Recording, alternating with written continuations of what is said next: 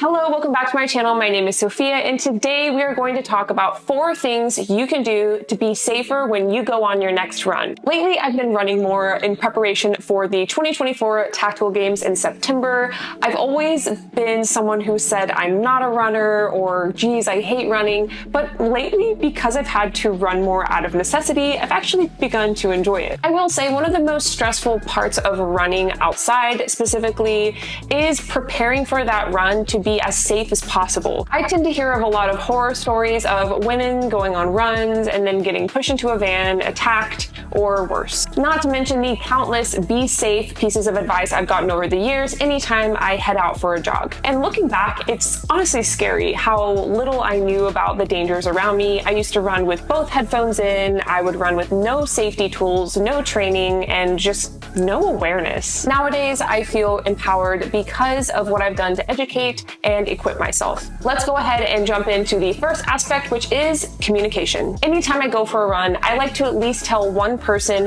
where I'm running to and approximately what time I plan to be back. For example, anytime I go on a run in my neighborhood, because I live with my husband and he's the closest person nearby and he knows how I like to run a tight ship when it comes to safety, I always let him know where I'm going, when I'm going to be back. And if I happen to be about 10-20 minutes late because, I don't know, I walk a little bit of that run, I tend to get a message from him asking if I'm okay, and I'm good to always send a message back saying, I'm just walking a little bit today. Additionally, when it comes to communication, if you can take something with you that tracks your location, I highly recommend this. Even if this is an air tag in the bottom of your shoe, this will at least give a reference for what your location is or maybe what your last location was in the case that something happens. The next safety aspect for running is visibility. Nowadays, drivers are extremely distracted on the road, so it can be helpful to wear something brightly colored or even lights during night to make sure that you are visible. This is the Mod Light V2. It is incredibly bright and has a clip attachment so that I can easily clip this into my leggings with pockets and have it on me in case I'm out running when the sun goes down or when it's already dark. If I don't have another light source, I like to run with this and flash it to my side as I'm running, especially when I can hear a car coming, to make sure that they can see me. If you're someone that likes to go running towards the night or maybe when the sun is setting, I highly recommend you go ahead and pack that flashlight just in case you're out later. Speaking of lights, this is an LED running vest. I found this on Amazon for like 20 bucks. There are several options here. This isn't a particular brand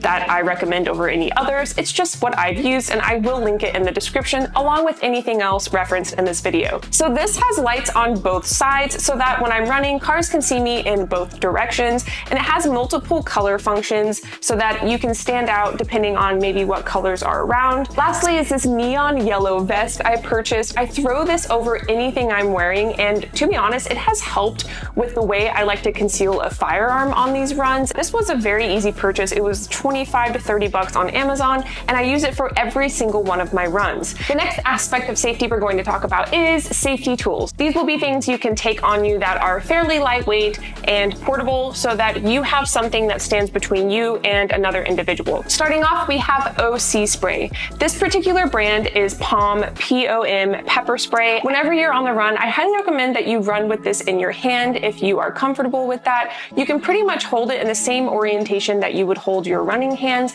and then if you ever feel a threat coming on, you can stick your finger under this latch and then you will have the opportunity to depress the switch or whatever you want to call it and then deploy the actual spray. This particular POM pepper spray unit has a clip, so I can actually clip this onto the inside of my leggings. I usually have leggings with pockets when I run, and it's easily concealable. I don't even realize it's there. Next is first aid. So say you are someone with a common medical ailment, for example, asthma, make sure that you have that piece of first aid equipment on you. I know that I'm far more likely to have an asthma attack from the ragweed out in Arkansas than I am to truly get attacked, so I make sure that I have this on me every single time. The next tool I recommend carrying is a firearm. As you know, my channel is all about firearms, concealed carry, and all of the above, but in this particular video, I'm just going to touch on it because I have a second video for you going into detail on the concealed carry setups that I personally use for running.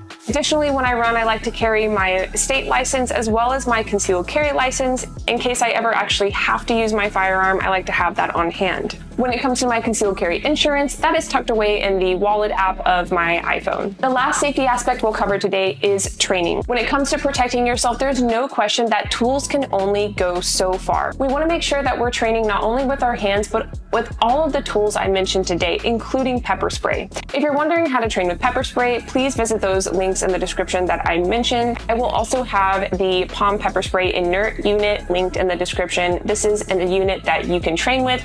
It only has mint water. It does not have any active, true pepper spray content. Training things like Brazilian Jiu-Jitsu, Krav Maga, Muay Thai, or MMA, anything that will get you comfortable with utilizing your body parts to protect yourself, to create space, all of that is imperative when it comes to self-defense. Having those soft tools in addition to those hard tools, so the training in addition to the weapons and tools we discussed today, will ultimately be the best combination you can possibly get when it comes to defending your life. Thank you so much for watching this video today. I am going to have a full YouTube video just on my concealed carry setups for running. So if you're interested in that, be on the lookout. In the meantime, check out any of these and I'll see you in the next one.